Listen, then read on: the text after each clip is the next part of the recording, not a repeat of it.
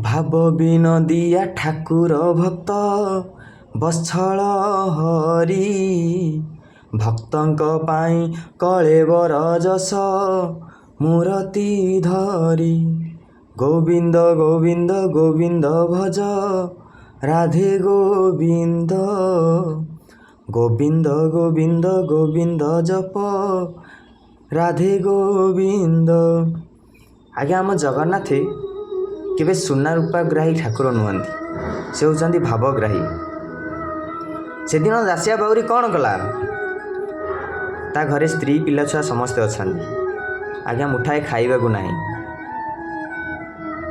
ସେ ଲୁଗା ବୁଣି, ସେ ବାଉରୀ ଘରର ପିଲା, ଦୁଇ ସ୍ୱାମୀ ସ୍ତ୍ରୀ ମିଶି ଦୁଇଜଣ ଲୁଗା ବୁଣନ୍ତି।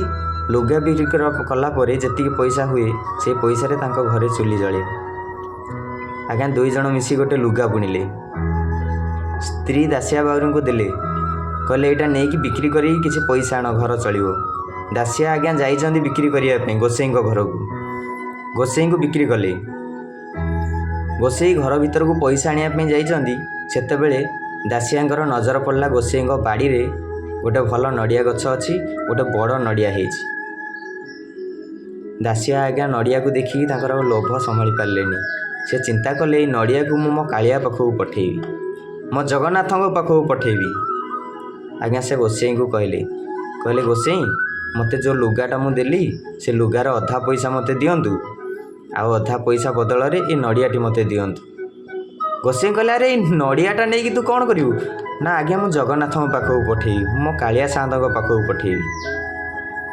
ଗୋସେଇ କହିଲେ, ନଡ଼ିଆଟା ଏମିତି କେତେ ପଇସା ହେବ ଯେ ତୁ ଅଧା ପଇସା କାଟି ଦେଉଛୁ, ଆଉ ଅଧା ପଇସାରେ ତୁ ନଡ଼ିଆଟା ନେବୁ ବୋଲି କହୁଛୁ। ଗୋସେଇ କହିଲେ, ଦାସିଆ କହିଲେ ଠିକ୍ ଅଛି ଗୋସେଇ, ଯାହା ବି ହେଉ କିନ୍ତୁ ମୋତେ ଏଇ ନଡ଼ିଆଟି ଦରକାର। ଗୋସେଇ ଚିନ୍ତା କଲେ ଏ ଦାସିଆଟା ବୋଧେ ମୂର୍ଖଟା, ଏ ନଡ଼ିଆଟା କେତେ ପଇସା ହେବ ଯେ ଲୁଗାର ଅଧା ପଇସା କାଟି ଦେଉଛି। ୟାକୁ ଯଦି ମୁଁ ଆଉ କିଛି ସମୟ ଖେଳେଇବି ତାହେଲେ ହୁଏତ ଇଏ ପୁରା ମାଗଣାରେ ମୋତେ ଲୁଗାଟା ଦେଇକି ଯିବ। ଆଜ୍ଞା ଠିକ୍ ସେଇଆ ହେଲା। ଯେତେ ଚେଷ୍ଟା କଲେ ମଧ୍ୟ ଗୋସେଇ ଜମା ବି ରାଜି ହେଲେନି। ଶେଷରେ ବାଧ୍ୟ ହୋଇ ଦାସିଆ କହିଲେ ଗୋସେଇ, ମୋ ସ୍ତ୍ରୀ ପିଲା ଛୁଆ 2 ଦିନ ଉପାସରେ ଅଛନ୍ତି, ଦରକାର ପଡ଼ିଲେ ମୁଁ ଆଉ 2 ଦିନ ପାଣି ପିଇକି ଶୁଆଇଦେବି, କିନ୍ତୁ ସେ ଲୁଗା ବଦଳରେ ମୋତେ ମାଗଣାରେ ଏଇ ନଡ଼ିଆଟି ଦିଅନ୍ତୁ, ମୋର କିଛି ପଇସା ଦରକାର ନାହିଁ, ମୁଁ କାଳିଆ ପାଖକୁ ପଠେଇବି। ଏହା କହି ଆଜ୍ଞା ଗୋସେଇଙ୍କଠୁ ସେ ନଡ଼ିଆଟା ନେଇ ଆସିଲେ। ଆଣିଲା ପରେ ଗୋସେଇଙ୍କ ହାତରେ ଦେଉଛନ୍ତି। ଗୋସେଇ କହିଲେ, କିରେ ମୋତେ ପୁଣି କ'ଣ ନଡ଼ିଆଟି ଦେଲୁ? ନା ଗୋସେଇ, ଆପଣ ପା କହୁଥିଲେ ଶ୍ରୀକ୍ଷେତ୍ର ଯିବେ, ଯଦି ଆପଣ ପୁରୀ ଯାଉଛନ୍ତି ତାହେଲେ ଆପଣ ଜଗନ୍ନାଥଙ୍କ ପାଖକୁ ଯିଲେ ଏଇ ନଡ଼ିଆଟି ଜଗନ୍ନାଥଙ୍କ ଆଗରେ ଟେକିଦେବେ, 2 ହାତରେ ଟେକିଦେବେ, କହିବେ ଏଇଟା ଦାସିଆ ଦେଇଛି। ଗୋସେଇ କହିଲେ, ଆଜି ପର୍ଯ୍ୟନ୍ତ ମୁଁ ଠାକୁରଙ୍କୁ ପୂଜା କରୁଛି, ମୁଁ ଏତେ ସେବା କରୁଛି, ଠାକୁର କେଉଁଦିନ ମୋ ହାତରୁ ନେଇନାହାନ୍ତି। ତୁ ଗୋଟେ ବାଉରୀ ଘରର ପିଲା, ତୁ ଦେଉଛୁ, ଜଗନ୍ନାଥ ତୋ ହାତରୁ ନେଇଯିବେ? ଦାସିଆ ଆଜ୍ଞା କହିଲେ ଆଜ୍ଞା ଗୋସେଇ, ଜଗନ୍ନାଥ ନେଲେ ଭଲ, ନ ନେଲେ ବି ଭଲ। ଗୋସେଇ କହିଲେ, କ'ଣ ନେଲେ ଭଲ ନ ନେଲେ ଭଲ ମାନେ? ଆଜ୍ଞା ଯଦି ସେ ନେଉଛନ୍ତି ତାହେଲେ ମୁଁ ଜାଣିବି ବଡ଼ ଦେଉଳରେ ଯେଉଁ କାଠ ଗଣ୍ଡିଟା ବସିଛି ସେ କାଠ ଗଣ୍ଡି ନୁହଁ, ସେ ହେଉଛନ୍ତି ଜଗତର ନାଥ ଜଗନ୍ନାଥ। ଆଉ ଯଦି ନ ନେବେ ତାହେଲେ ସେଇଟା ଗୋଟେ କାଠ ଗଣ୍ଡି, ଆମେ ତାଙ୍କୁ ମିଛରେ ଜଗନ୍ନାଥ କହି ପୂଜା କରୁଛୁ। ଗୋସେଇ ଆଜ୍ଞା ତା କଥା ଶୁଣି କହିଲେ ଠିକ୍ ଅଛି ଦେ, ତା ହାତରୁ ନେଇଗଲେ। ନେଇ ଯେତେବେଳେ ବଡ଼ ଦେଉଳକୁ ଗଲେ, ଜଗନ୍ନାଥଙ୍କ ଦର୍ଶନ କଲେ, ହଠାତ୍ ତାଙ୍କର ମନେ ପଡ଼ିଲା ଦାସିଆ ଦେଇଥିବା ନଡ଼ିଆ କଥା।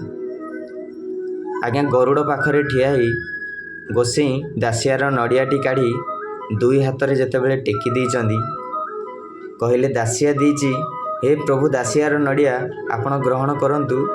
ସେତେବେଳେ ବଡ଼ ବଡ଼ 2 ହାତ 2ଟା ରତ୍ନ ସିଂହାସନରୁ ଲମ୍ବି ଆସିଲା, ଦାସିଆର ନଡ଼ିଆକୁ ନେଇ ଚୋବେଇ ଚୋବେଇ ଖାଇଗଲେ ଜଗତର ନାଥ ଜଗନ୍ନାଥ। ବୋଲେ ଜଗତର ନାଥ ଜଗନ୍ନାଥ, ଜଗନ୍ନାଥ ଜଗନ୍ନାଥ ଜଗନ୍ନାଥ। ଜଗବନ୍ଧୁ ପରି ଜଣେ ସାମନ୍ତ ନାହିଁ ତ, ଜଗବନ୍ଧୁ ପରି ଜଣେ ସାମନ୍ତ ନାହିଁ ତ। ଚଉଦ ଭୁବନ ବାରତା ଜାଣନ୍ତି, ଚଉଦ ଭୁବନ ବାରତା ଜାଣନ୍ତି, ଚକ୍ରରେ ଛେଦନ୍ତି ଆରତ ନାହିଁ, ନାହିଁ ତ ଜଗବନ୍ଧୁ ପରି ଜଣେ ସାମନ୍ତ ନାହିଁ, ନାହିଁ ତ। ଆଜ୍ଞା ଇଏ ହେଉଛି ଭାବେ। ଆଜ୍ଞା ବୋଲିए ଜଗତର ନାଥ ଜଗନ୍ନାଥ ଭଗବାନ କି ଜୟ।